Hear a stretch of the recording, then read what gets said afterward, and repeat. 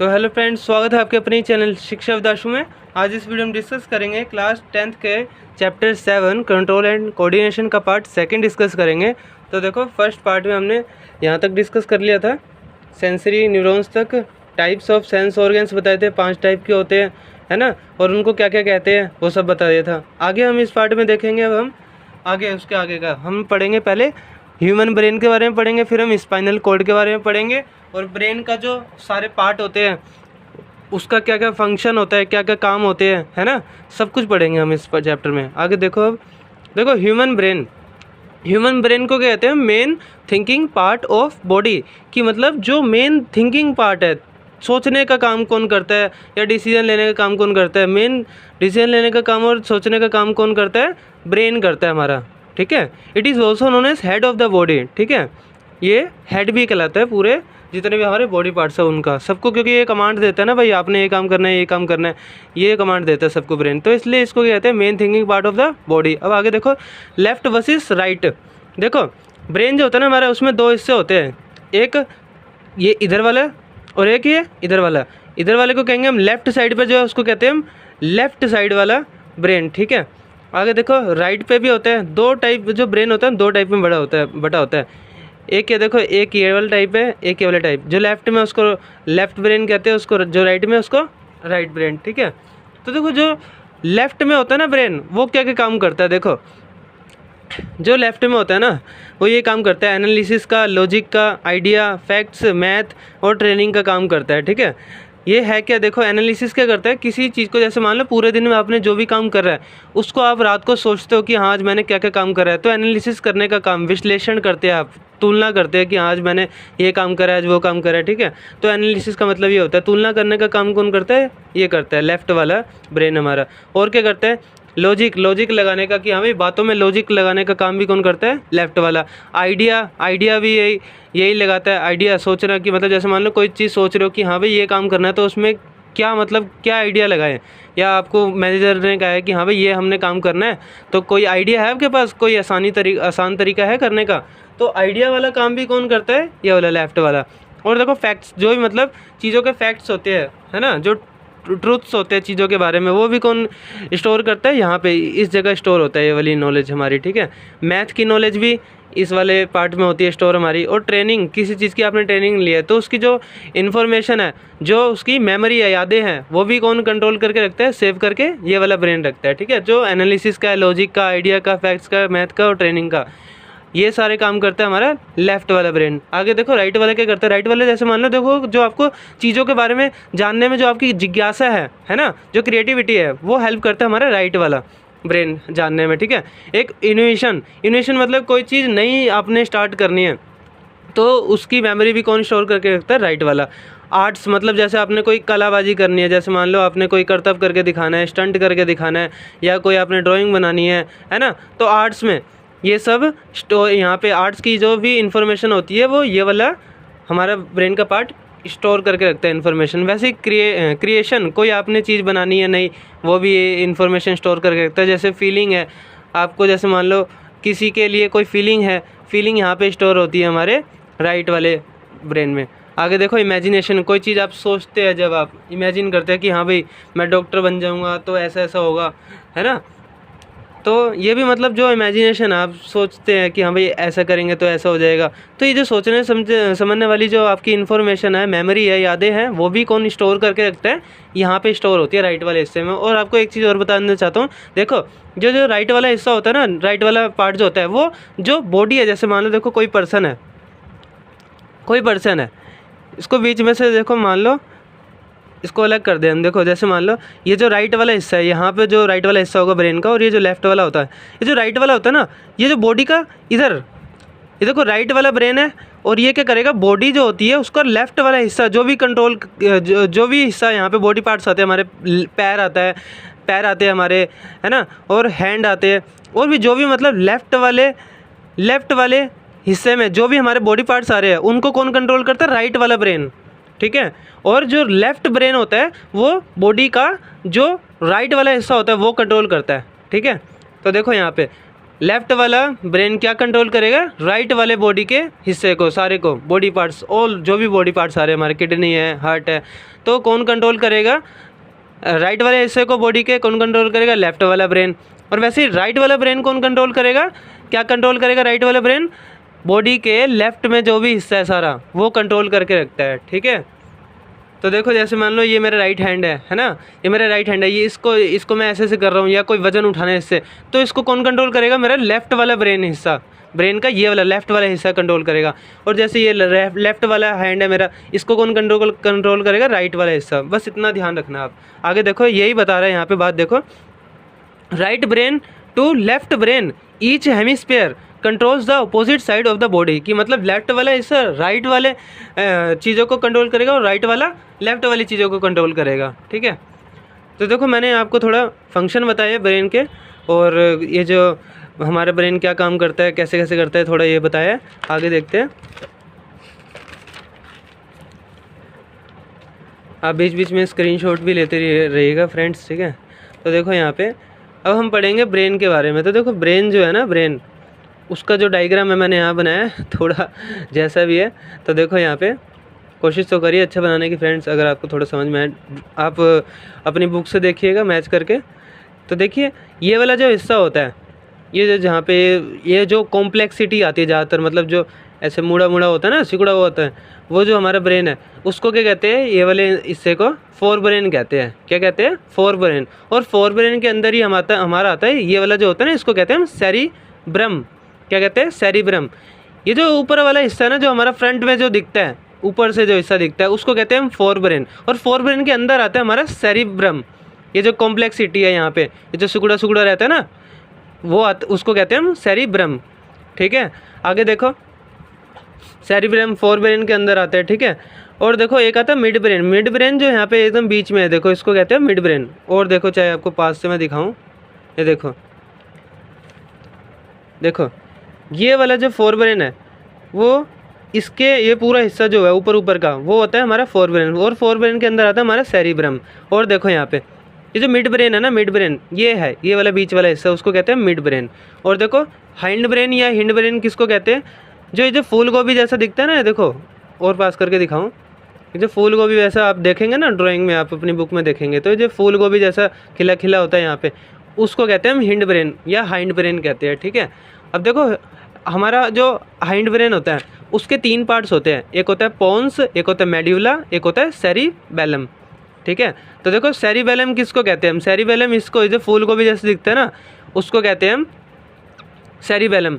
और देखो मेड्यूला और पोन्स क्या होता है, देखो यहाँ पे ये पोन्स मैंने यहाँ दिखा रखा है, ये जो चीज़ होती है इसको कहते हैं हम पोन्स। और मेड्यूला किसको कहते हैं, उसके जो थोड़ा नीचे होता है उसको कहते हैं हम मेड्यूला, ठीक है। अब देखो मैंने आपको हिंड ब्रेन बता दिया, फोर ब्रेन बता दिया, हिंड ब्रेन बता दिया, मिड ब्रेन बता दिया, ठीक है। हिंड ब्रेन के हमारे तीन पार्ट्स होते हैं, वो बता दिया मैंने आपको। अब देखो सेरिब्रम भी बता दिया आपको। देखो यहाँ पे ये जो ऊपर वाली जो हड्डी होती है ना, दिमाग के ऊपर जो हड्डी होती है ब्रेन के ऊपर, इसको कहते हैं हम क्रैनियम या तो स्कल भी कहते हैं। और देखो ये जो स्कल होता है ना हमारा, उसके और जो अंदर वाला ब्रेन है उसके बीच में ना एक है ना लेयर जो होती है, लेयर होती है एक, ये जो बाउंड्री सी होती है, बाउंड्री मोटी सी लेयर, उसके बीच में ना थोड़ा सा लिक्विड टाइप का होता है, पानी टाइप का होता है, उसको लिक्विड को हम कहते हैं सेरिब्रो स्पाइनल फ्लड कहते हैं। क्या कहते हैं, सेरिब्रो स्पाइनल फ्लड कहते हैं, ठीक है। अब देखो आगे पिट्यूटरी ग्लैंड कहाँ होता है, देखो पिट्यूटरी ग्लैंड इस टाइप का होता है, ये जो थोड़े मुड़े मुड़े से होते हैं ना, इसको कहते हैं हम पिट्यूटरी ग्लैंड। और देखो हाइपोथैलेमस क्या होता है, हाइपोथैलेमस भी एक ग्लैंड होता है। ये क्या होता है, ये वाला जो बीच वाला हिस्सा है इसको कहते हैं हाइपोथैलेमस ग्लैंड कहते हैं, ठीक है। अब देखो स्पाइनल कॉर्ड, स्पाइनल कॉर्ड क्या है, देखो दिमाग से ना ये अटैच होती है स्पाइनल कॉर्ड, ठीक है, दिमाग से अटैच होती है ये स्पाइनल कॉर्ड, ये जो जा रही है वो स्पाइनल कॉर्ड होती है हमारी। अब देखो ब्रेन जो होती है ना, उसमें तीन मेन हिस्से होते हैं, फोर ब्रेन, मिड ब्रेन और हिंड ब्रेन।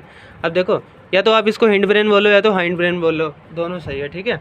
अब देखो इन तीनों के बारे में ना हम एक एक करके फंक्शंस पढ़ेंगे कि इनके काम क्या होते हैं। अब देखो फोर ब्रेन सबसे पहले पढ़ेंगे। देखो फोर ब्रेन क्या होता है, it is the most complex और specialised part of the brain, it consists of the cerebrum. की मतलब देखो मैंने आपको बताया ये जो सेरिब्रम होता है वो किसका पार्ट होता है, फोर ब्रेन। ये जो पूरा वाला ये जो हिस्सा है ना, पूरा बाहर वाला ये जो है जहाँ पे सिकुड़ा सिकुड़ा सा दिखता है ब्रेन, इसको कहते हैं हम फोर ब्रेन, और फोर ब्रेन के अंदर ही ये आता है हमारा सेरिब्रम।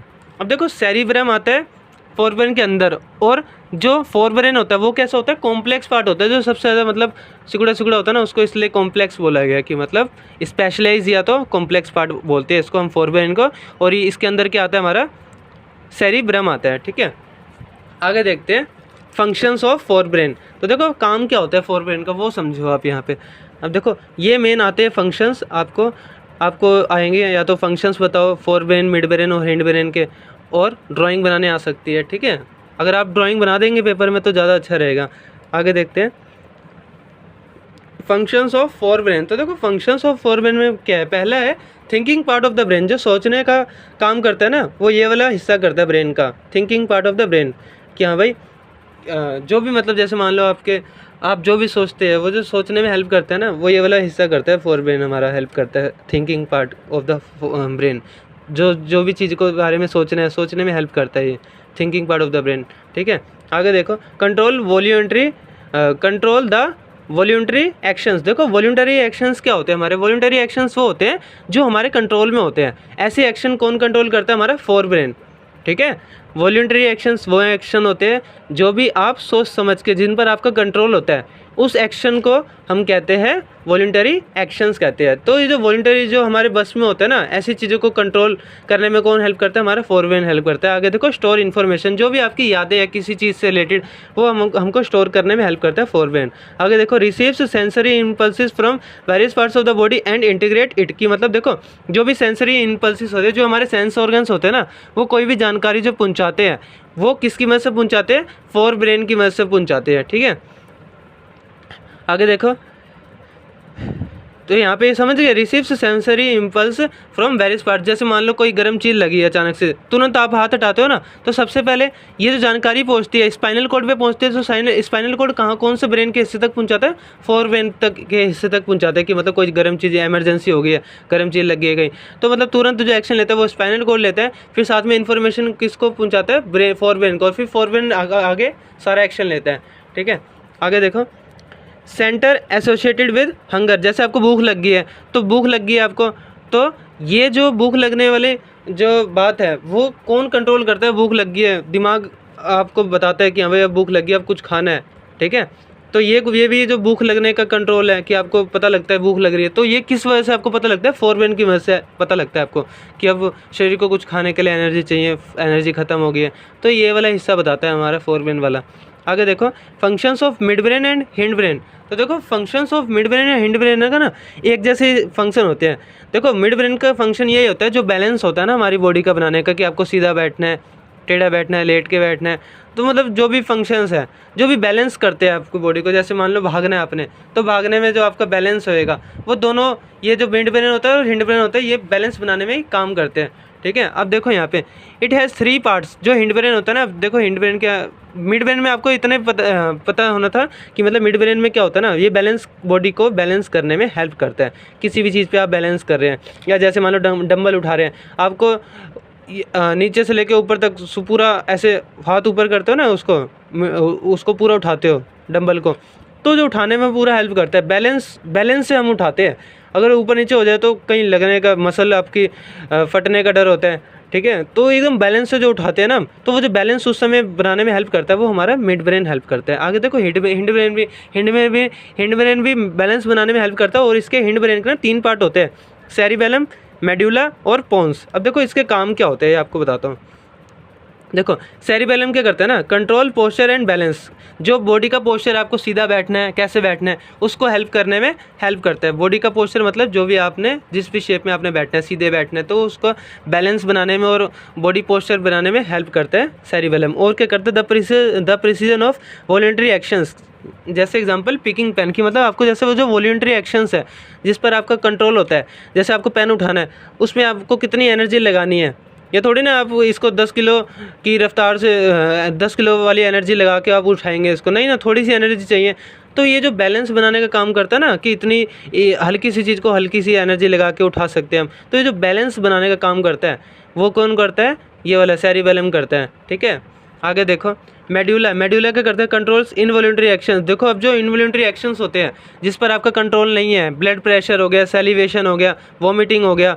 देखो जैसे ब्लड प्रेशर हो गया, जो ब्लड प्रेशर होता है हमारा बीपी होता है ना, वो तो हमारे जो दिल धड़क रहा है ना, उससे जो प्रेशर क्रिएट हो रहा है वो हमारे दिल का धड़कना हमारे कंट्रोल में थोड़ा ना है, तो वो क्या है, इनवॉलंटरी एक्शंस है जो हमारे कंट्रोल में नहीं है। तो देखो जैसे ये ब्लड प्रेशर जो होता है वो हमारे कंट्रोल में नहीं है। और सैलिवेशन, सैलिवेशन मतलब जैसे मान लो आपको कोई अच्छी सी चीज़ देख के ना मुंह में पानी आ जाता है, तो ये भी आपके कंट्रोल में नहीं होता, वो होता है हमारा इनवॉलंटरी एक्शन। और कौन कंट्रोल करता है, मेडुला कंट्रोल करता है उसको। वैसे ही वॉमिटिंग जो आपकी उल्टी आती है वो भी आपके कंट्रोल में नहीं होती, ठीक है, तो वो भी कौन कंट्रोल करता है, मेडुला। आगे देखो पोन्स, पोन्स क्या करता है, involuntary actions, regulation of respiration. देखो ये भी क्या करता है, पोन भी क्या करता है, इनवॉलंटरी एक्शंस कंट्रोल करता है और रेगुलेशन ऑफ रेस्पिरेशन। जैसे मान लो जो भी आपने सांस लेना है उसका जो मतलब कितनी सांस आपने अंदर लेनी, कितनी सांस बाहर लेनी है, आपके कंट्रोल में थोड़ी ना है, तो ये कौन कंट्रोल करता है, पोन्स करता है। तो देखो आपको मैंने बता दिया मिड ब्रेन और फोर ब्रेन और मिड ब्रेन, फोर ब्रेन और mid brain, sorry fore brain, mid brain और हिंड ब्रेन के आपको फंक्शंस भी बता दिए, ठीक है, और उसके क्या क्या पार्ट्स होते हैं वो भी बता दिया। आप याद करना है, आते हैं पेपर में, बहुत ज़्यादा इंपॉर्टेंट है। आगे देखते हैं स्पाइनल कोड क्या होता है। देखो स्पाइनल कोड क्या होता है आपको पता ही है, रीढ़ की हड्डी जो होती है हमारी, और उसके काम क्या होते हैं वो देखते हैं। देखो spinal cord connects a large part of the peripheral nervous system to the brain की। मतलब देखो पेरिफेरल नर्वस सिस्टम क्या होता है, मैंने आपको बताया था। देखो जैसे कोई पर्सन है, इसको एकदम बीच में से अगर हम अलग करें, बीच में से एकदम, तो जो बीच वाला हिस्सा होता है वो हमारा क्या होता है, बीच वाला CNS होता है, सेंट्रल नर्वस सिस्टम। और ये जो इधर वाला लेफ्ट वाला हिस्सा और ये जो राइट वाला हिस्सा है, ये लेफ्ट और ये राइट वाला, लेफ्ट वाला जो इधर का और इधर का हिस्सा है वो क्या होते हैं, दोनों ही हमारे क्या होता है, PNS होते हैं, पेरिफेरल नर्वस सिस्टम। तो जो स्पाइनल कोड होता है वो हमारा क्या करता है, connect a large part of peripheral nervous system to the brain. Brain तक जो पेरिफेरल नर्वस सिस्टम है उसको जोड़ने का काम करता है हमारा स्पाइनल कोड, ठीक है। आगे देखो reflex action, it is a quick sudden and immediate response to of the body to a stimulus. देखो स्टिमुलस क्या है, स्टिमुलस क्या होता है, जैसे मान लो आपने ना, ये मान लो ये पेन है, पेन मान लो बहुत ज़्यादा गर्म हो रहा है, आग से निकाले इसको मान लो, अब हमने ठंडा समझ के हमने इसको छू लिया, तो छूते क्या होगा, हाथ ऐसे हिलाएंगे, हम इसको हटाएंगे, छूते ही हाथ हटाएंगे। तो ये क्या है, ये जो बॉडी है पेन की ये गर्म है, तो ये क्या है, स्टिमुलस क्रिएट कर रहा है।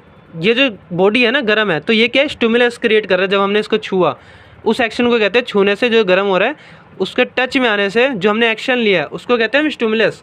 तो ये क्या करता है भाई, रिफ्लेक्स एक्शन क्या होता है, ये देखो बॉडी जो थी गर्म थी, तो ये कौन सा एक्शन दे रहा है, बॉडी कौन सा एक्शन दे रहा है हमको, स्टिमुलस क्रिएट कर रहा है, कि मतलब एक ऐसा प्रेशर क्रिएट करे जिसकी वजह से हम उसको हटाए, उसको कहते हैं स्टिमुलस, ठीक है, मजबूर कर रहा है हमको हाथ हटाने के लिए, तो उस एक्शन को कहते हैं स्टिमुलस कहते हैं। और ये जो पूरी प्रोसेस हुई, ये गर्म था, हमने छूते ही हाथ हटाया, उसको क्या बोलेंगे, स्टिमुलस बोलेंगे इस एक्शन को।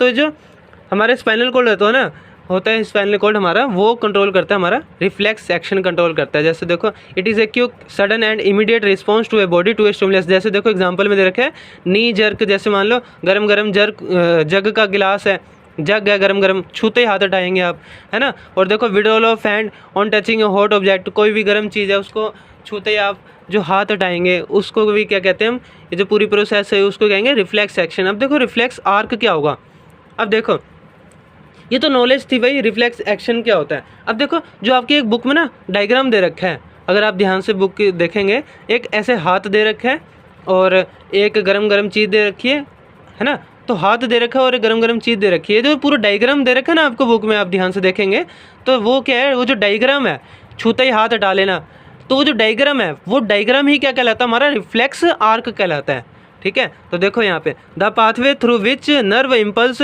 पास during reflex action. Reflex action के दौरान जो नर्व्स होते हैं ना, नर्व इम्पल्सिस होती है हमारी, जो नर्व्स होती है, नर्व्स मैंने आपको बताया पूरी बॉडी में फैली रहती है, और जो भी इमरजेंसी हो जाए वो आपको बताती है, ब्रेन तक पहुँचाती है, और साथ में स्पाइनल कोड को पहले बताती है। तो देखो रिफ्लेक्स आर्क क्या होता है, वही एक्शन, पूरा जो एक्शन है, ऐसे बॉडी को हाथ लगाते हुए दिखा रहे हैं, किसी गर्म चीज़ को हाथ लगाते हुए दिखा रहे हैं, तो ये जो डायग्राम है ना पूरा, वो डायग्राम ही क्या कहलाता है, हमारा रिफ्लेक्स आर्क कहलाता है। इसकी डेफिनेशन यहाँ से लेके यहाँ तक याद कर लेना, ठीक है। आगे देखो साइनेप्स क्या होता है। देखो साइनेप्स क्या होता है ना, अब देखो मैंने आपको बताया था, ये जो देखो आपको यहाँ से समझाता हूँ, ये देखो आपको यहाँ से समझाता हूँ अच्छे से। साइनेप्स क्या होता है, देखो ये न्यूरॉन सेल है हमारा, तो देखो ये क्या है, डेंड्राइट, और ये क्या होता है, नर्व एंडिंग। फिर यहाँ से ना एक और ऐसे ही जैसे ये बनाया मैंने, इसी की तरह एक और न्यूरॉन सेल होगा, तो वो क्या है, उन दोनों के बीच में एक है ना गैप आएगा, उस गैप को ही क्या कहते हैं हम, साइनेप्स कहते हैं। एक नर्व सेल से दूसरे नर्व सेल तक जो डिस्टेंस है, जो गैप है ना, थोड़ा सा गैप होता है इसके बीच में, उस गैप को ही क्या कहते हैं हम, साइनेप्स कहते हैं। अब आगे देखते हैं, देखो it is the gap between the nerve ending of one neuron, ये जो नर्व की एंडिंग होती है ना, जहाँ पे न्यूरॉन ख़त्म होता है, उससे लेकर के जो दूसरे न्यूरॉन सेल के डेंड्राइट होते हैं ना, है ना, ये देखो ये ऐसे करके डेंड्राइट होते हैं, यहाँ पे ये एक्सोन जुड़े होते हैं, ठीक है। फिर यहाँ पे ये होती है नर्व एंडिंग, फिर यहाँ से लेकर के दोबारा यहाँ पे होगा डेंड्राइट, ये होगा हमारा एक्सोन होगा, है ना, फिर यहाँ पे नर्व एंडिंग होएगी। तो एक न्यूरॉन सेल के इससे देखो यहाँ पे कह रहे हैं ना, देखो nerve ending of one neuron, ये देखो ये पहले वाले के जो नर्व एंडिंग है यहाँ पे, ये जो ख़त्म हो रहा है, वहाँ से लेकर के दूसरे न्यूरॉन सेल के डेंड्राइट से लेकर यहाँ से लेकर के यहाँ तक का जो गैप है ना बीच में, उस गैप को कहते हैं हम साइनेप्स कहते हैं। आगे देखो, थोड़ा मैं ऊपर करके दिखाता हूँ, अच्छे से फोकस बढ़ाता हूँ, स्क्रीनशॉट ले लीजिए आप। आगे देखिए, तो देखो here the electrical signal is converted into a chemical signal for onward transmission, की मतलब यहाँ पे क्या होता है ना, जो गैप होता है, इस गैप में क्या होता है ना, यहाँ पे जो गैप होता है, उस गैप में होता क्या है, जो यहाँ से इलेक्ट्रिकल इम्पल्स होते हैं, जनरेट होते हैं, वो क्या होता है, ये गैप क्या करता है, इलेक्ट्रिकल इम्पल्सिस को ना केमिकल इम्पल्सिस में चेंज कर देता है। किस में चेंज कर देता है, केमिकल सिग्नल में चेंज कर देता है, इलेक्ट्रिकल सिग्नल को केमिकल सिग्नल में चेंज कर देता है। ये हमारा जो साइनेप्स गैप होता है, बस आपने इतना जानना है, और ज़्यादा आपसे नहीं पूछेगा। बस आपका 1 नंबर में पूछेगा साइनेप्स क्या होता है, it is a gap between the nerve ending of one neuron and dendrite of the other neuron. बस आप इतना लिख देना, काम बन जाएगा, ठीक है। आगे देखते हैं, अब देखो टाइप्स ऑफ रिस्पॉन्सेस, देखो अब जो हमारे टाइप्स ऑफ रिस्पॉन्सेस होते हैं वो देखने हमने, कि मतलब देखो यहाँ पे जो एक्शंस होते हैं ना, हमारे डिफरेंट टाइप्स ऑफ एक्शंस होते हैं, रिस्पॉन्सेस होते हैं, कि हमारी बॉडी जो होती है ना, किसी गर्म चीज़ को छू करके रिस्पॉन्स करती है, या कुछ ऐसी चीज़ होती है जो हम खुद कंट्रोल करते हैं, है ना, ये इसको कहते हैं हम रिस्पॉन्सेस, कि मतलब बॉडी ने क्या रिस्पॉन्स दिया है किसी चीज़ के साथ कॉन्टैक्ट होने पर। तो देखो यहाँ पे वॉलंटरी एक्शन होता है सबसे पहले। वॉलंटरी एक्शन क्या होता है, एक ऐसा एक्शन जिस पर हमारा कंट्रोल है, जैसे कोई वजन उठाना है, तो उस एक्शन को कहते हैं हम वॉलंटरी एक्शन कहते हैं। आगे देखो इनवॉलंटरी एक्शन, इसका उल्टा, जिस पर हमारा कंट्रोल नहीं है, जैसे हार्ट बीट हो गई हमारी, दिल की धड़कन, उस पर हमारा कंट्रोल नहीं है, ब्लड प्रेशर है, उस पर हमारा कंट्रोल नहीं है, किसी चीज़ को देखकर मुंह में पानी आ जाना, उस पर हमारा कंट्रोल नहीं है, वोमिटिंग जो होती है उल्टी, उस पर भी हमारा कंट्रोल नहीं है। तो वो ऐसे एक्शन किस में आते हैं, इनवॉलंटरी पे। जिस पर हमारा कंट्रोल नहीं है वो आते हैं इनवॉलंटरी में, जिस पर हमारा कंट्रोल है वो आ जाता है वॉलंटरी में। आगे देखो रिफ्लेक्स एक्शन, मैंने आपको पीछे बताया रिफ्लेक्स एक्शन क्या है, किसी भी चीज़ को छू कर हाथ हटा लेना, उसको कहते हैं हम रिफ्लेक्स एक्शन। रिफ्लेक्स एक्शन मतलब जो तुरंत एक्शन लिया बॉडी ने किसी गर्म चीज़ के कॉन्टैक्ट में आते, या कोई भी, मतलब जैसे मान लो कोई चीज़ चुबा दी, आपको पिन चुबा दी, तो आप तुरंत ऐसे हाथ हटाएंगे चुभते ही, है ना। तो पूरे वो जो उस समय रिफ्लेक्शन एक्शन लिया है बॉडी ने, उसको कहते हैं हम रिफ्लेक्स एक्शन। तो देखो 3 टाइप की बॉडी रिस्पॉन्सेस करते हैं, ठीक है। आगे देखते हैं हम प्लांट हार्मोन्स के बारे में। अब हमारा ज़्यादा नहीं रह गया, प्लांट हार्मोन रह गया और ह्यूमन हार्मोन रह गया, एक हो गया मूवमेंट इन प्लांट्स, एक और है फीडबैक। 2-3 टॉपिक और रह गया, फटाफट हम खत्म करते हैं इसको। देखो प्लांट हार्मोन जो होते हैं हमारे, प्लांट हार्मोन को ना हम फाइटो हार्मोन्स भी कहते हैं, या ग्रोथ रेगुलेटर्स भी कहते हैं, जो प्लांट की ग्रोथ को कंट्रोल करता है। आगे देखो ग्रोथ हार्मोन, देखो ये भी जो प्लांट हार्मोन होता है ना, वो 2 टाइप के होते हैं। एक होता है ग्रोथ प्रमोटर, एक होता है ग्रोथ इनहिबिटर। की मतलब देखो ग्रोथ प्रमोटर वो होता है जो ग्रोथ को ना, विकास को अंजाम देता है, कि मतलब ग्रोथ होने में हेल्प करता है ना, बॉडी को, प्लांट को विकास करने में हेल्प करता है, उसको कहते हैं हम ग्रोथ प्रोमोटर। और ये होता है ग्रोथ इनहिबिटर, जो मतलब प्लांट को ना हेल्प करने से, वो ग्रोथ करने से ना रोकते हैं, उसको कहते हैं हम ग्रोथ इनहिबिटर। आगे देखो ये जो ग्रोथ प्रोमोटर होता है वो 3 टाइप के होते हैं हमारे। पहला होता है ऑक्सिन्स, दूसरा होता है गिबरेलिन्स या जाइबरेलिन्स भी बोल सकते हैं आप इसको, और तीसरा होता है साइटोकिनिन्स। देखो यहाँ पे ये क्या काम करते हैं, देखो ऑक्सिन्स क्या करता है ना, सेल इलोंगेशन में हेल्प करता है, कि मतलब जो सेल होता है ना उसको बड़ा होने में हेल्प करता है, ठीक है। जो प्लांट होता है ना उसकी हाइट बढ़ाता है, मतलब ऑक्सिन, ठीक है, एकदम टॉप पर होता है ये। अब देखो गिबरेलिन्स क्या करते हैं, गिबरेलिन्स क्या करते हैं ना हमारे, stimulates stem elongation and leaf expansion. देखो जो स्टेम होती है ना पेड़ में, ये पूरा पेड़ होता है ना, ये यहाँ पे पत्तियाँ होती है, तो ये जो स्टेम होता है ना, इसको चौड़ा करने में हेल्प करता है गिबरेलिन्स। और क्या करता है, लीफ एक्सपेंशन, जो पत्ती होती है ना, पत्ती उसका जो साइज़ होता है वो चौड़ा करने में ना हेल्प करता है, इसके साइज़ को बढ़ाने में हेल्प करता है कौन, गिबरेलिन्स। और देखो साइटोकिनिन क्या करता है, साइटोकिनिन भी क्या करता है, इसकी ग्रोथ में हेल्प करता है, ये भी एक ग्रोथ हार्मोन होता है। आगे देखो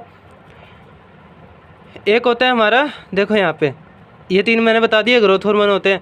आगे देखो ये जो ग्रोथ को रोकते हैं उसको कहते हैं हम, एक पहला होता है हमारा एब्सिसिक एसिड, एक दूसरा होता है हमारा इथिलीन।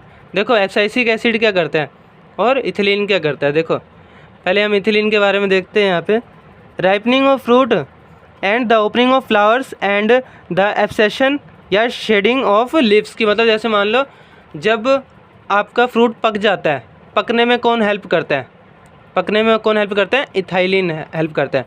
और अच्छी तरह से पूरा मतलब पका, देखो जैसे मान लो पेड़ है, पेड़ में ना आम लगा हुआ है, मान लेते हैं आम लगा हुआ है पेड़ में, ठीक है, तो आम जब पूरी तरह पक जाएगा उसको गिरने में कौन हेल्प करता है, कौन हेल्प करता है, इथाइलिन हेल्प करता है। कि मतलब देखो पूरी तरह से जब पक गया है तो उसको जब मतलब एक मतलब देखो मान लो ये पूरी तरह से पक गया, इसमें वजन भी ज़्यादा बढ़ गया, तो ये क्या होता है ना, अपने आप ही जो फल होता है वो अपने आप नीचे गिर जाते हैं।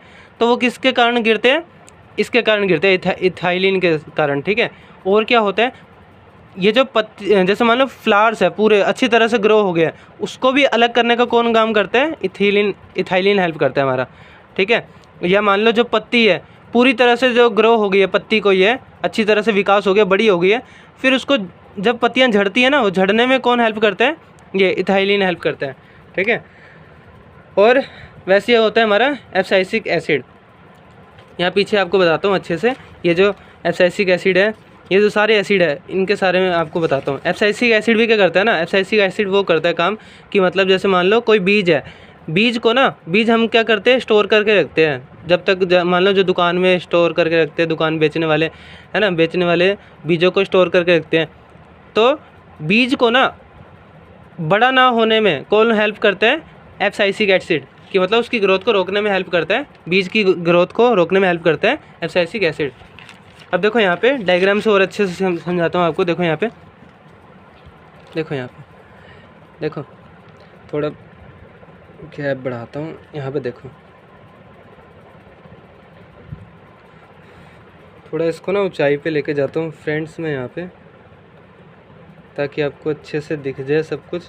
हाँ अब देखो यहाँ पे, ये देखिए जर्मिनेशन का मतलब जो सीड आपकी जर्मिनेशन होती है, कि मतलब जो मेल गैमिट और फीमेल गैमिट होता है प्लांट में, वो एक दूसरे के साथ मिलकर जो जर्मिनेट करता है, वो क्या काम करता है, गिबरेलिन काम करता है। कि मतलब आपको बताया मैंने, गिबरेलिन क्या करता है, विकास करने में हेल्प करता है ना। देखो मान लो हमने बीज है ना मिट्टी में डाल दिया, अंदर सोइंग कर दिया, बो दिया, हमने बोया एक ही बीज, तो उसको विकास करने में जो पहली पत्ती आती है थोड़ी सी है ना, वो हेल्प करता है गिबरेलिन, उसको हेल्प करता है ग्रो करने में, किसी भी सीड को ग्रो करने में हेल्प करता है हमारा गिबरेलिन।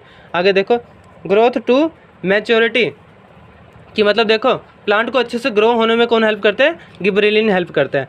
और ऑक्सिन भी हेल्प, ऑक्सिन मतलब जर्मिनेशन में तो हेल्प नहीं करता, लेकिन हमारा ग्रोथ में हेल्प करता है हमारा ऑक्सिन, ठीक है। आगे देखो फ्लावर खिलने में, मतलब फूलों को खिलाने में कौन हेल्प करता है, हमारा गिबरेलिन भी करता है और ऑक्सिन भी करता है। वैसे ही फ्रूट को डेवलपमेंट एकदम मतलब पूरा अच्छी तरह से पकाने में कौन हेल्प करता है, हमारा गिबरेलिन और ऑक्सिन दोनों करते हैं। और देखो एब्सेशन क्या होता है, कि मतलब पत्तियों का झड़ने, पत्तियों के झड़ने में कौन हेल्प करता है, ये दोनों हेल्प नहीं करते हैं, ये दोनों हेल्प नहीं करते पत्तियों के झड़ने में। और देखो सीड डोरमेसी मतलब जो बीज है उसको कंट्रोल करके रखना कि अभी उसने ग्रो नहीं होना है, तो ये दोनों हेल्प नहीं करते उसमें। वो कौन हेल्प करता है, ये हेल्प करता है एब्सिसिक एसिड। मैंने अभी आपको बताया पीछे, एब्सिसिक एसिड क्या करता है, जो बीज होता है ना जब तक दुकान में है उसको अच्छे से, आपने ये तो नहीं देखा बीज है दुकान में मतलब खिल गए, वो पेड़ उगाए इतने बीजों के पैकेट से पेड़ उगाए, ऐसा तो नहीं होता ना। तो वो कैपेसिटी है, वो कैपेसिटी जो कि बीज को मना कर रही है, कंट्रोल करके रख रही है कि अभी तूने ग्रो नहीं होना, तो वो एब्सिसिक एसिड कंट्रोल करके रखता है। और इथाइलिन एसिड भी नहीं करता उसको कंट्रोल, कोई भी एसिड नहीं करता, बस वो जो बीज वाली है ना बात कि मतलब बीज को कंट्रोल करके रखता है, वो एब्सिसिक एसिड ही करता है हमारा कंट्रोल। और देखो साइटोकिनिन क्या करते हैं, जर्मिनेशन में हेल्प नहीं करता, कि मतलब बीज को उगने में हेल्प नहीं करता हमारा साइटोकिनिन। ये क्या करता है, ग्रोथ करने में हेल्प करता है हमारा, प्लांट को अच्छे से ग्रोथ करने में, विकास होने में, हाइट वाइट बढ़ाने में, पत्तियों बढ़ाने में ये हेल्प करता है साइटोकिनिन। और क्या करता है, फ्लावरिंग आने में अच्छे से, मतलब उसका फूलों को खिलने में हेल्प करता है हमारा साइटोकिनिन। और क्या करता है, फ्रूट को पकाने में भी हेल्प करता है, लेकिन जो एब्सेशन होता है, पत्तियों को झड़ने में हेल्प नहीं करता हमारा साइटोकिनिन। और जो सीड डोरमेसी है, कि मतलब वो कैपेसिटी जिसके कारण कंट्रोल करके रख रहा है, वो कंट्रोल नहीं करके रखता, कि मतलब जो बीज को कंट्रोल करने में हेल्प करता है, कि मतलब अभी तूने ग्रो नहीं होना, उसमें हेल्प नहीं करता हमारा साइटोकिनिन। और देखो इथाइलिन जो होता है, इथाइलिन हमारा क्या करता है, जर्मिनेशन में हेल्प नहीं करता, ग्रोथ में हेल्प नहीं करता, लेकिन ये क्या करता है, पत्तियों को, फ्लावरों को उगने में हेल्प करता है। और क्या करता है, जो फ्रूट है हमारा उसको पकने में हेल्प करता है। और क्या करता है, इथाइलिन हमारा जो एब्सेशन होता है, पत्तियों को झड़ने में हेल्प करता है, लेकिन सीड डोरमेसी में हेल्प नहीं करता हमारा इथाइलिन। ऐसे देखो एब्सिसिक एसिड क्या करता है, जर्मिनेशन में हेल्प नहीं करता, ये किसी में भी हेल्प नहीं करता, बस दो चीज़ में हेल्प करता है, एक पत्तियों को झड़ने में और सीड डोरमेसी में हेल्प करता है। आगे देखो इसके बाद है ना, ये दो चीज़ें और इम्पोर्टेंट है। ये देखो एंडोक्राइन ग्लैंड क्या होता है, एक्सोक्राइन ग्लैंड क्या होते हैं। अब देखो एंडोक्राइन और एक्सोक्राइन ग्लैंड ये ह्यूमन से रिलेटेड होते हैं। एक्सोक्राइन और एंडोक्राइन ग्लैंड क्या होता है, देखो endocrine gland are the ductless gland, no ducts are attach to the gland. की मतलब देखो यहाँ पे क्या होता है ना, जो हमारी बॉडी है ना उसमें ना अलग अलग ग्लैंड होते हैं, तो जो ग्लैंड्स होते हैं ना वो क्या करते हैं, हार्मोन रिलीज़ करते हैं बॉडी में। तो ये क्या होता है ना, एंडोक्राइन ग्लैंड क्या होते हैं, आर द डक्टलेस ग्लैंड, इनके साथ ना कोई अच्छे से ना कोई डक्ट नहीं होते, जैसे मान लो कोई पाइप नहीं होता जो कि ग्लैंड के साथ जुड़ा होता है, वो पाइप नहीं होता ग्लैंड। इन मतलब ये ऐसे ग्लैंड होते हैं एंडोक्राइन, इनके साथ ग्लैंड के साथ है ना कोई है ना ऐसी ट्यूब नहीं होती जो कि हार्मोन को ना अच्छे से पहुंचाती है, ठीक है। ये क्या होता है, डायरेक्टली ब्लड में ना डिज़ोल्व हो जाता है, घुल जाता है हार्मोन। ऐसे मतलब ये जो ग्लैंड होते हैं वो डायरेक्टली जो अपने हार्मोन रिलीज़ करते हैं वो सीधा ब्लड में रिलीज़ कर देते हैं। ये इनके साथ है ना अच्छे से कोई तार या वायर, कोई पाइप वाइप जुड़ा नहीं होता। वैसे ही इनके साथ क्या होता है ना, एक्सोक्राइन ग्लैंड के साथ है ना, ये जो ग्लैंड होते हैं, जैसे मान लो ये ग्लैंड है, इसके साथ में ना कोई पाइप या कोई नली सी जुड़ी होती है, वो क्या करते हैं अच्छे से, मतलब जो खाली हार्मोन होता है ना वही रिलीज़ करके देते हैं जहाँ तक बॉडी के पार्ट को ज़रूरत होती है। पाइप के थ्रू जाता है हार्मोन, और यहाँ पे पाइप के थ्रू नहीं जाता, ये सीधा खून में मिल जाता है, ठीक है। ऐसे ग्लैंड को कहते हैं हम एंडोक्राइन ग्लैंड, जिसमें कोई पाइप नहीं होता है ना, कोई डक्ट नहीं होती, डक्ट मतलब पाइप जो होता है, ठीक है। और देखो यहाँ पे इसमें क्या होता है, एक्सोक्राइन ग्लैंड में कोई पाइप होता है, इसके साथ जुड़ा होता है। आगे देखो एग्जाम्पल में देख लो आप, यहाँ पे एंडोक्राइन ग्लैंड के एग्जाम्पल है पिट्यूटरी ग्लैंड, थायराइड ग्लैंड, देखो थोड़ा और पास करके दिखा देता हूँ, देखो पिट्यूटरी ग्लैंड, थायराइड ग्लैंड और पैराथायरॉयड ग्लैंड, एड्रिनल ग्लैंड और सेक्स ग्लैंड, ठीक है। इसमें हेल्प करता है हमारा ये वाला एंडोक्राइन ग्लैंड में, मतलब सीधा, मतलब ये जो ग्लैंड होते हैं ये जो हार्मोन रिलीज़ करते हैं वो सीधा ब्लड में रिलीज़ कर देते हैं अपने हार्मोन, इनके साथ कोई पाइप नहीं जुड़ा होता जो कि पूरा अच्छे से पहुंचाता है। आगे देखो salivary gland, liver, pancreas, sweat glands. ये क्या, स्वेट ग्लैंड क्या होता है, जो पसीना जो होता है ना, ऐसा ग्लैंड जो कि पसीना रिलीज़ करता है बॉडी से, उसको कहते हैं हम स्वेट ग्लैंड। सैलिवरी ग्लैंड क्या होता है, जो थूक जो होती है ना हमारी, या किसी चीज़ को देख के पानी आता है मुंह में, है ना, उसको सलाइवा जो हमारी थूक होती है उसको कहते हैं, उस वाले ग्लैंड को कहते हैं, जो ग्लैंड थूक हमारी प्रोड्यूस करता है उसको कहते हैं हम सैलिवरी ग्लैंड। थूक को हम इंग्लिश में कहते हैं, साइंस में सलाइवा भी बोलते हैं। जो ग्लैंड सलाइवा प्रोड्यूस करेगा उसको बोलते हैं हम सैलिवरी ग्लैंड्स। आगे देखो लिवर तो आपको पता ही है, पैनक्रियास भी, देखो पैनक्रियास भी हमारा स्टमक के ऊपर होता है, ठीक है। तो इन सब के साथ है ना कोई है ना पाइप जुड़ा होता है, जो कि ना हार्मोन जो ये रिलीज़ करते हैं वो सीधा जो भी बॉडी पार्ट्स को हमारे को वो जो हार्मोन्स की ज़रूरत होती है वो डायरेक्टली पहुंचाता है इमरजेंसी के दौरान। और वो किसके दौरान पहुंचाता है, किसके थ्रू पहुंचाता है, पाइप के थ्रू पहुंचाता है इसमें एक्सोक्राइन ग्लैंड में, ठीक है। तो देखो ये आता है डिफरेंस एक्सोक्राइन और एंडोक्राइन ग्लैंड में। तो बस 2 या 3 नंबर का ही आता है, आप उसमें डेफिनेशन देना और एग्जांपल देना, ठीक है। आगे देखते हैं हम। अब देखो आगे देखेंगे हम ह्यूमन हार्मोन्स के बारे में। देखो जो ह्यूमन हार्मोन्स होते हैं, अब देखो हमने प्लांट हार्मोन तो पढ़ लिए, अब हम पढ़ेंगे ह्यूमन हार्मोन्स। तो देखो ह्यूमन हॉर्मोन्स को क्या कहते हैं? ह्यूमन हॉर्मोन्स में क्या होते हैं? एंडोक्राइन ग्लैंड्स होते हैं। एंडोक्राइन आपको बताया, जिनके साथ में हमारे कोई पाइप नहीं जुड़े होते। अब देखो यहाँ पे ये ग्लैंड्स है, यहाँ पे ह्यूमन ग्लैंड्स दे रखे हैं। देखो अभी मैंने आपको पीछे बताया, pituitary gland, thyroid gland, parathyroid gland, adrenal gland और पेनक्रियास। और ये क्या है? ये सारे ग्लैंड्स हैं, पिट्यूटरी, थायराइड, ये सर। और देखो हार्मोन्स है ये यहाँ पे। ये पिट्यूटरी जो होता है, पिट्यूटरी ग्लैंड जो होता है हमारा, हार्मोन कौन सा रिलीज़ करता है? ग्रोथ हार्मोन रिलीज़ करता है। वैसे थायराइड जो होता है वो थायरोक्सिन नाम का हार्मोन जो होता है रिलीज़ करता है। वैसे ही पैराथायरॉइड जो होता है पैराथॉर्मोन रिलीज़ करता है, हार्मोन। आगे देखो एड्रिनल ग्लैंड जो होता है,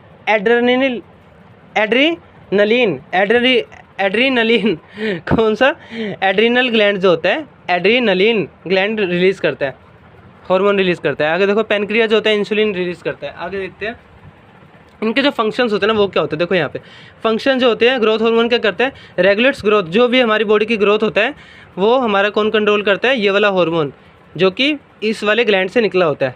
और क्या कंट्रोल करता है? Control the functioning of endocrine gland. जो भी एंडोक्राइन ग्लैंड से जो भी हार्मोन रिलीज होते हैं उसको क्या करता है? कंट्रोल करता है, उनके काम को कंट्रोल करता है। आगे देखो थायरोक्सिन क्या करता है? It controls the metabolism rate और it also brings about balance growth. देखो थायरोक्सिन क्या होता है ना, देखो बताता हूँ आपको। यहाँ पे देखो, जब भी ना थायरोक्सिन क्या होता है? हमारे गले में होता है। कहाँ होता है? गले में होता है। ये क्या करता है ना, थायरोक्सिन नाम का, ये जो थायराइड ग्लैंड होता है हमारे गले में होता है, ये थायरोक्सिन नाम का हार्मोन रिलीज़ करता है। ये इसका काम क्या होता है ना, ये कंट्रोल करके रखता है मेटाबॉलिज्म रेट की। मतलब देखो जैसे मान लो ये जब है ना थायरोक्सिन ग्लैंड, ये या तो ज़्यादा हार्मोन रिलीज़ हो जाए वाले थायराइड वाले, थायरोक्सिन वाले, या कम हो जाए, तो क्या होगा ना, हमारा जो गला है ना, गला जो होगा हमारा, यहाँ पर है ना मेटाबॉलिज्म इकट्ठा होता रहेगा।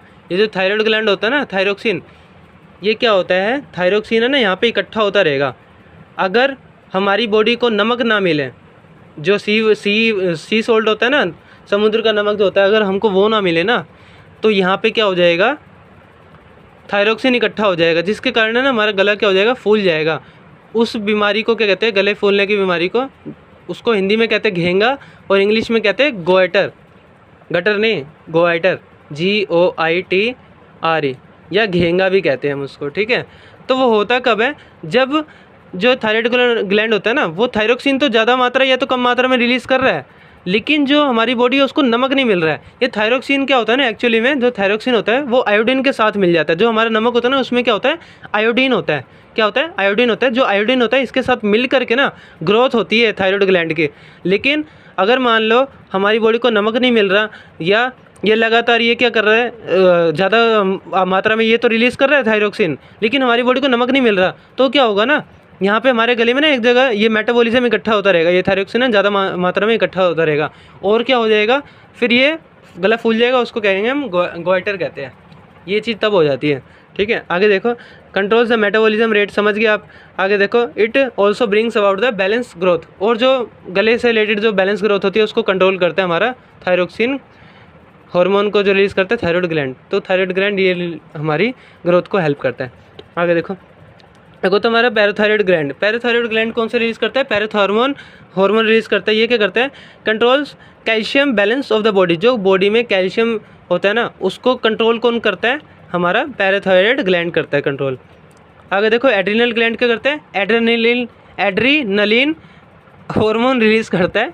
ये क्या करता है? Prepares body for emergency. जैसे मान लो आपके पीछे कुत्ता पड़ा है, या मान लो एग्जामिनेशन में 2 मिनट रह गया और आपके 2 क्वेश्चन, या मान लो आपके 5-6 क्वेश्चन छूट रहा है और 2 मिनट रह गया है, या मान लो चलो 10 मिनट रह गया और हमारे पास 5-6 क्वेश्चन रह रहे हैं अभी 5-5 नंबर वाले, तो जो मतलब एकदम इमरजेंसी से आप स्पीड लिखोगे ना, जल्दी लिखोगे, या मान लो कुत्ता पीछे पड़ गया, जल्दी भागोगे, फटाफट भागोगे, पूरी रेस लगा दोगे 2 मिनट में, पूरी गली पार कर दोगे 1 मिनट से पहले। तो मतलब ये उस समय क्या होता है ना, जो हमारा एड्रिनल ग्लैंड होता है वो एड्रेनलिन नाम का हार्मोन को रिलीज़ करता है। उसकी वजह से क्या होता है ना, आप दुगनी रफ्तार से भाग पाते हैं या तो लिख पाते हैं, ठीक है। आगे देखो, पेनक्रियास क्या करता है? इंसुलिन हार्मोन रिलीज़ करता है। अब देखो ये क्या करता है ना, controls glucose level of the blood, कि मतलब जो भी आपका ग्लूकोज लेवल है ब्लड में उसको कौन कंट्रोल करता है? इंसुलिन क्या करता है ना भाई, बताता हूँ अच्छे से, ध्यान से समझना। मान लो आपके ब्लड में ना ज़्यादा ग्लूकोज लेवल बढ़ गया है, तो ये क्या करेगा ना, बॉडी क्या करेगा, इंसुलिन रिलीज़ करेगा बॉडी से, पैनक्रियास का करेगा, इंसुलिन हार्मोन रिलीज़ करेगा, जिसके कारण क्या होगा, जो ब्लड का ग्लूकोज लेवल ज़्यादा हो गया उसको कंट्रोल कर देगा।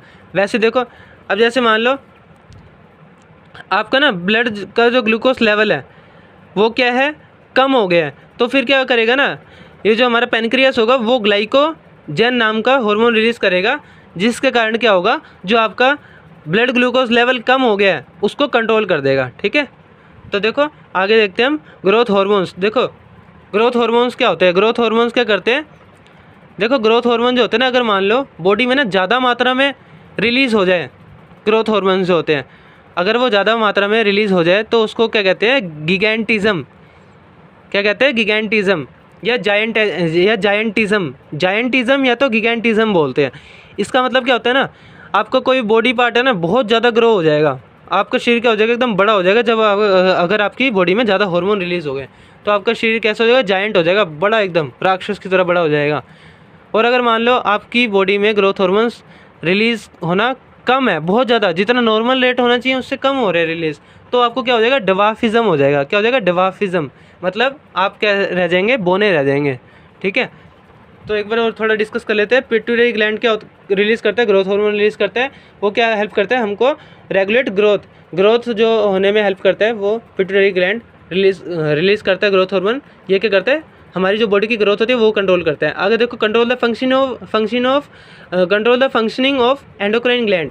एंडोक्राइन ग्लैंड के जो फंक्शन होते हैं, काम होते हैं, वो ये कंट्रोल करता है पिट्यूटरी ग्लैंड। आगे देखो, थायराइड ग्लैंड, ये थायरोक्सिन हार्मोन रिलीज़ करता है, जिसके कारण क्या होता है, मेटाबॉलिज्म रेट जो होता है वो कंट्रोल होता है। कि मतलब मेटाबॉलिज्म, ये जो मतलब यहाँ पे इकट्ठा होता है ना थायरोक्सिन, उसको कहते हैं मेटाबॉलिज्म, और ये इसका जो रेट होता है वो कंट्रोल करता है थायरोक्सिन, जो कि किसके द्वारा रिलीज होता है, थायराइड ग्लैंड के द्वारा। तो ये कंट्रोल करता है मेटाबॉलिज्म रेट को। और देखो, it also brings about the balance growth, जो हमारी बैलेंस में ये जो थायरोक्सिन है ये रिलीज़ हो, बैलेंस में हो, उसको कौन कंट्रोल करता है, थायराइड ग्लैंड। आगे देखो, parathyroid gland parathormone hormone release करता है, जिसके कारण क्या होता है, control calcium balance of the body. Body में जितना कैल्शियम रिलीज़ हो रहा है उसके कंट्रोल को कौन कंट्रोल करेगा, उसके बैलेंस को कौन कंट्रोल करेगा, पैराथायराइड ग्लैंड।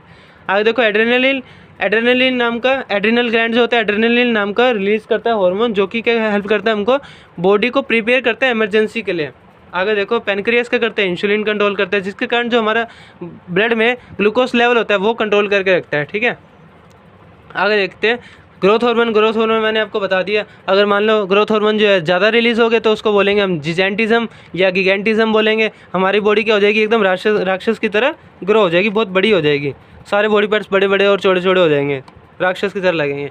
आगे देखो, अगर मान लो कम हो जाता है ग्रोथ हार्मोन जो है बॉडी में रिलीज़ कम हो जाए तो उसकी वजह से हमको क्या हो जाएगा, डवाफिज़म हो जाएगा, बोने रह जाएंगे। ठीक है, आप चाहे तो यहाँ पे स्क्रीनशॉट ले सकते हैं फ्रेंड्स। ठीक है,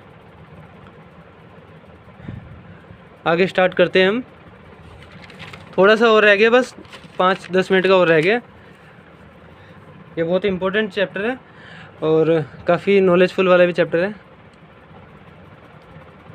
तो ये जो नोट्स बनाए हैं फ्रेंड्स मैंने, आप क्या कर लेना, आप इसका स्क्रीनशॉट ले लेना और इसको हार्ड कॉपी निकाल लेना, प्रिंट आउट निकाल लेना, हार्ड कॉपी मतलब। ठीक है, आगे देखो यहाँ पे ये फीडबैक मैकेनिज्म क्या होता है। देखो, फीडबैक मैकेनिज्म क्या होता है ना, आपको समझाता हूँ फीडबैक मैकेनिज्म क्या होता है। पहले समझ लो, फिर जो नोट्स लिखे वो आपने रटना ही है, समझ के अच्छे से रट लेना, तभी आपके नंबर आएंगे।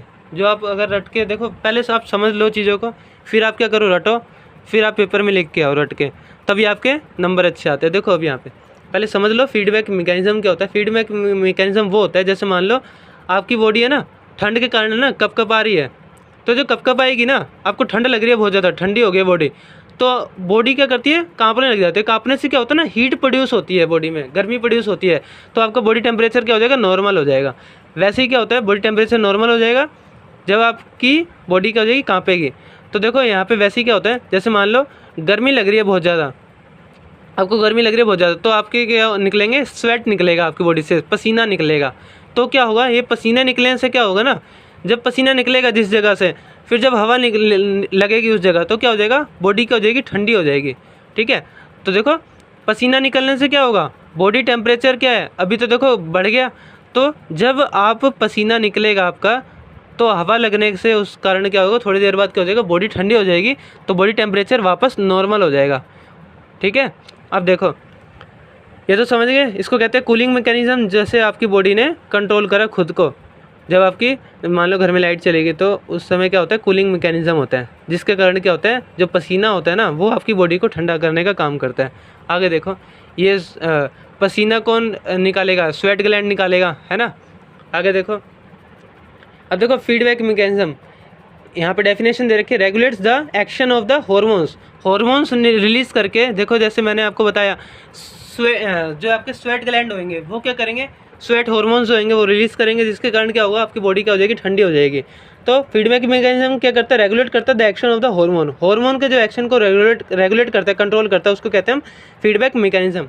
और देखो यहाँ पे और डिटेल में समझते हैं, ये feedback mechanism controls the action of the hormones. एक तो ये बात बता दी, जो भी हार्मोन्स के जो एक्शन है उसको कंट्रोल करता है फीडबैक मैकेनिज्म। और क्या करता है, the timing and the amount of the hormone release and regulated by the feedback mechanism.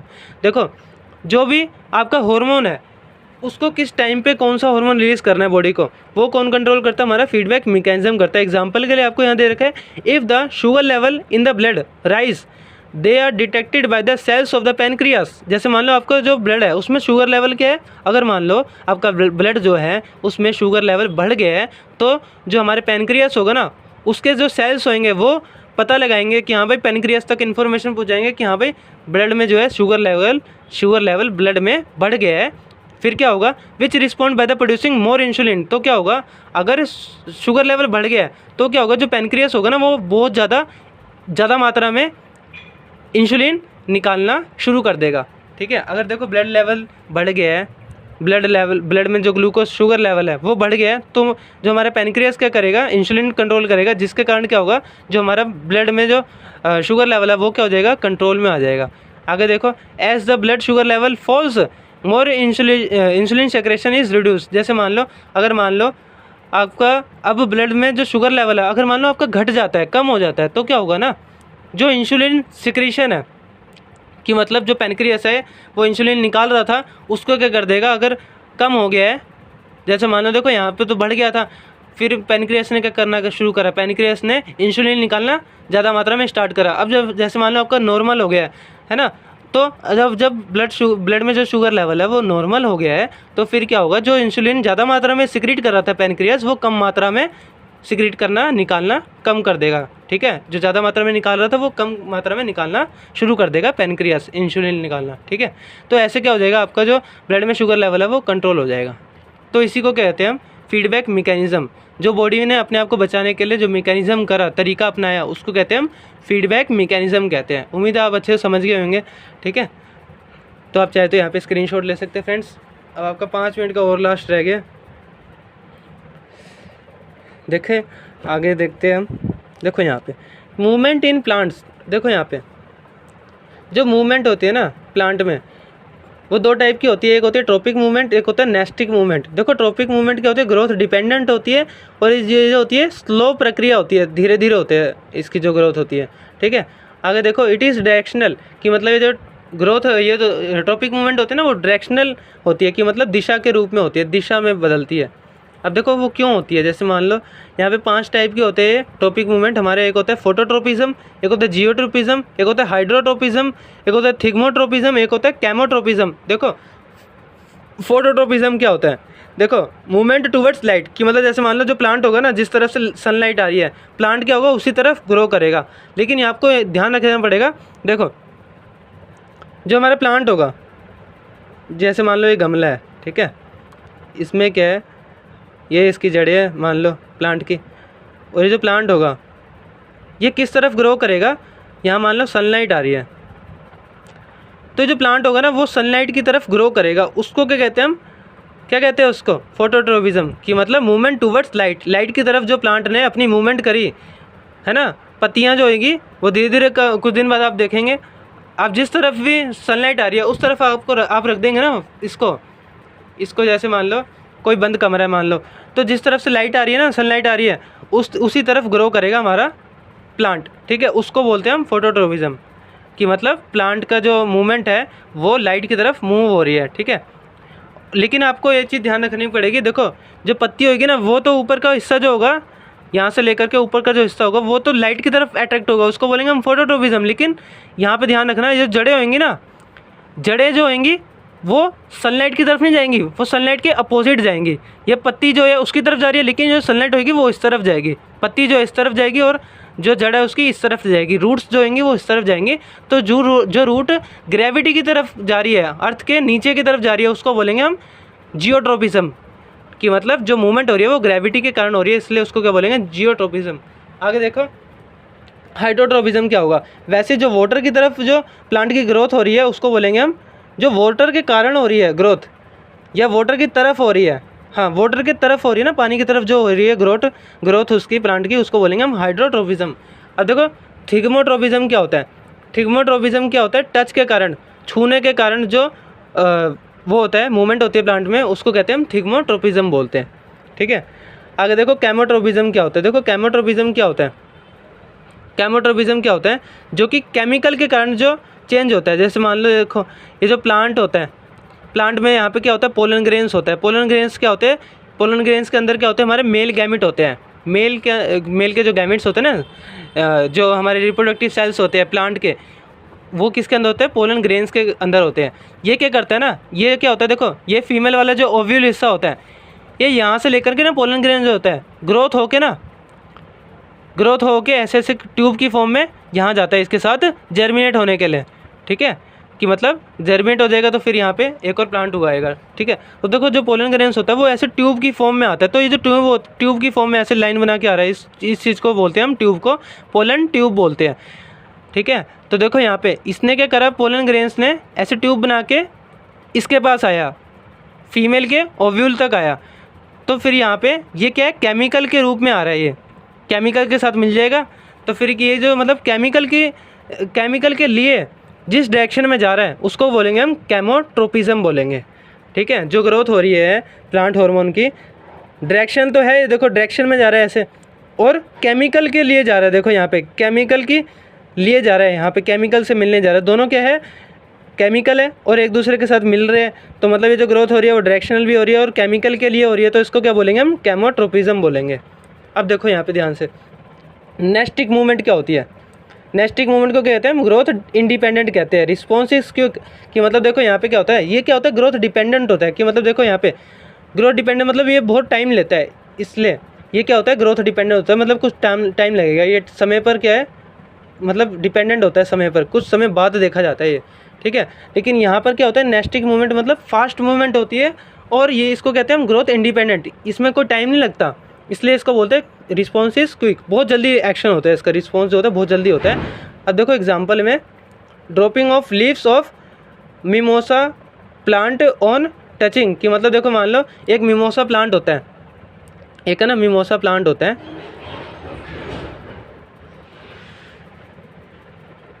एक मिनट, जो मिमोसा प्लांट होता है ना, वो क्या करता है ना, मिमोसा प्लांट क्या करता है हमारा, इसको जब छूते हैं ना मिमोसा प्लांट को हम, तो ये क्या होता है ना, छूते ही है ना पत्ती इसकी ना सिकुड़ जाती है। तो वो क्यों सिकुड़ती है ना, वो ये जानना। ये जो पत्ती होती है ना, यहाँ पे जब हम इसको छूते हैं ना, इस मिमोसा प्लांट की पत्ती को, तो छूते ही है ना, जो इसका पानी होता है ना, वो छूते ही हमारे हाथों में आता है, जिसके कारण ये जो इसके जो पानी होता है इसके अंदर वो तो हमारे हाथों के साथ ही आ जाता है। और क्या होता है, ये जो पत्ती होती है, अब देखो पानी निकल गया तो ये सिकुड़ जाती है। तो इसलिए सिकुड़ जाती है क्योंकि उसका जो पानी होता है ना, जो पत्ती के ऊपर ही उसका पानी होता है, हम उसको हल्का सा छू लें ना, तो वो हमारे हाथों के साथ ही उसका पानी आता है और ये सिकुड़ जाती है। तो इसको क्या बोलते हैं हम, नेस्टिक मूवमेंट बोलते हैं। कि मतलब इसमें जो ग्रोथ होती है वो वेरी क्विक होती है। ठीक है ना, रिस्पॉन्स छूते ही इसकी पत्ती क्या हो जाएगी, एकदम सिकुड़ जाएगी, है ना।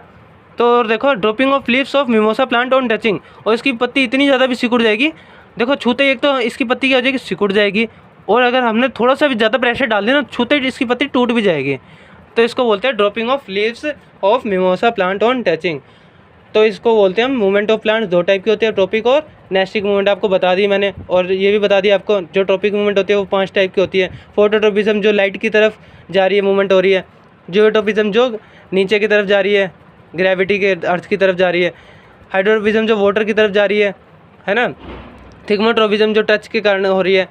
वैसे कैमोट्रोपिज्म जो केमिकल के कारण हो रही है। जो थिग्मोट्रोपिज्म है वो आपको समझा दिया, जो टच के कारण होती है। ठीक है, इसी के साथ हमारे चैप्टर कंप्लीट होते हैं फ्रेंड्स। अगर आपको वीडियो पसंद आई हो तो प्लीज़ हमारे चैनल को सब्सक्राइब करें, हमारे वीडियो को लाइक करें और कमेंट करके जरूर बताएं वीडियो कैसी लगी। तो मिलते हैं फिर अगली वीडियो में, तब तक के लिए गुड बाय फ्रेंड्स।